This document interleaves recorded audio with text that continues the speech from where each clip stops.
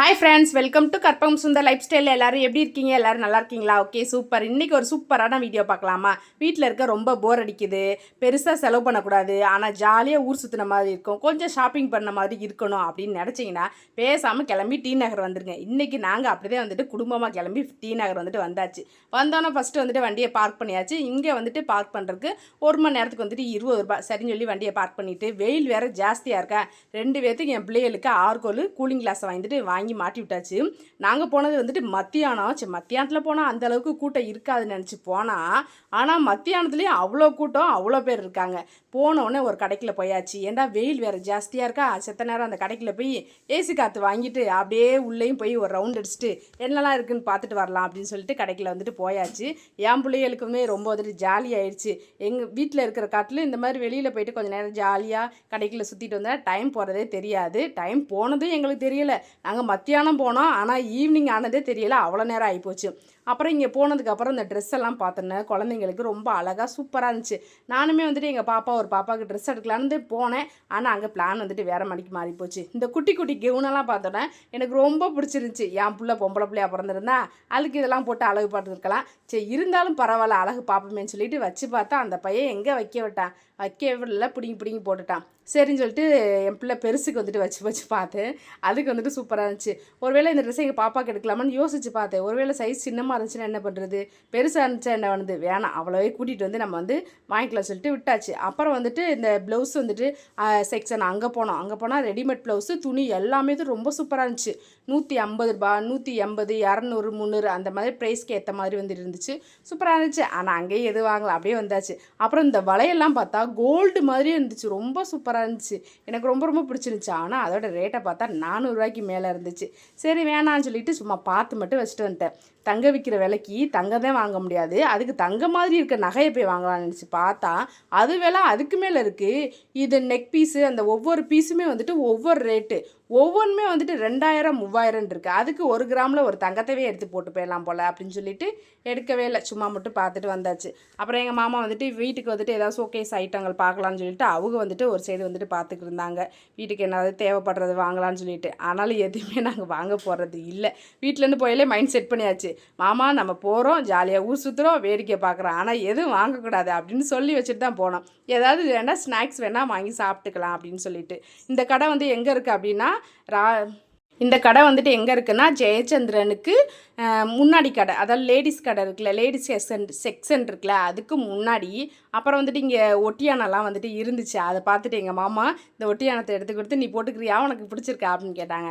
அப்புறம் வாங்கி பார்த்துட்டு எனக்கு நல்லாவே இல்லை, பேசாமல் வச்சுட்டு வாங்க அப்படின்னு சொல்லிட்டு வச்சுட்டு வந்தாச்சு. அதுக்கப்புறம் இந்த பக்கம் வந்தால் இந்த தாலி செயின், இதை பார்த்துட்டு எனக்கு ரொம்ப பிடிச்சி போச்சு. மாமா அந்த செயினை வாங்கி தரீங்களா அப்படின்னு சொல்லி கேட்டேன்.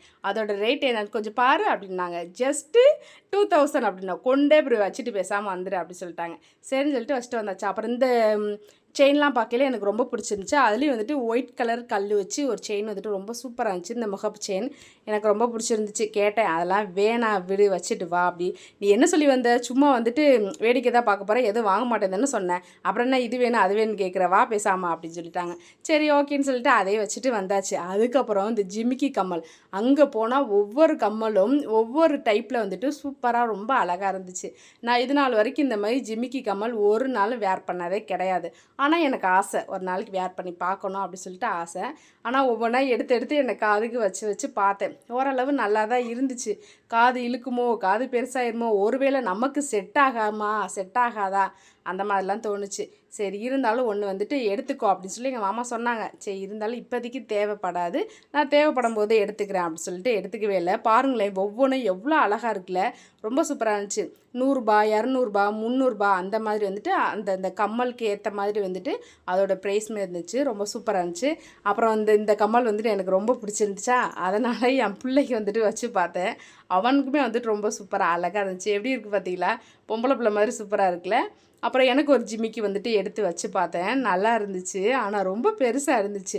சரி ஓகே, நல்லா தான் இருக்குது, நெக்ஸ்ட் டைம் கண்டிப்பாக வந்துட்டு இங்கே வாங்குகிறோம் அப்படி சொல்லிவிட்டு எடுத்து பார்த்துட்டு அப்புறம் வச்சுட்டு வந்தாச்சு. அதுக்கப்புறம் வளையல், ஐயோ அந்த வளையல்லாம் பார்க்கல, எனக்கு அவ்வளோ பிடிச்சிருந்துச்சு. இப்போலாம் வந்து ட்ரெண்டிங் இந்த மாதிரி தானே எல்லோரும் வந்துட்டு யூஸ் பண்ணுறாங்க. சாரீக்கு ஏற்ற மாதிரி அந்த மாதிரி நிறையா வளையல் கலெக்ஷன் இருந்துச்சு. ஆனால் ரேட்லாம் வந்துட்டு வளையலுக்கு வந்துட்டு ஓரளவு பரவாயில்லாம தான் இருந்துச்சு. இங்கிட்ட இப்போ என்னடா பண்ணுறேன்னு பார்த்தா எங்கள் மாமா ஒவ்வொன்றா எடுத்து எடுத்து என் பிள்ளை தலையில் வச்சு வச்சு பார்த்துட்டு இருந்தாங்க. அது வந்துட்டு தலையை ஆட்டி ஆட்டி ஆட்டி எல்லாத்தையும் வந்துட்டு கீழே தள்ளி விட்டுக்கிட்டே இருந்தாங்க.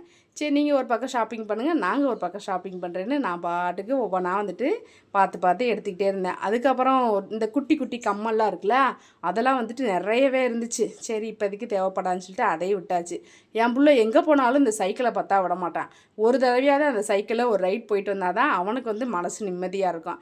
அதே மாதிரி இன்றைக்கி அந்த சைக்கிளை பார்த்துட்டு விடவே இல்லை. அந்த சைக்கிளில் ஒரு ரவுண்டு வந்துட்டு அந்த கடைக்குள்ளே போய் சுற்றிட்டு வந்ததுக்கப்புறம் தான் அவனுக்கு மனசு நிம்மதியாச்சு.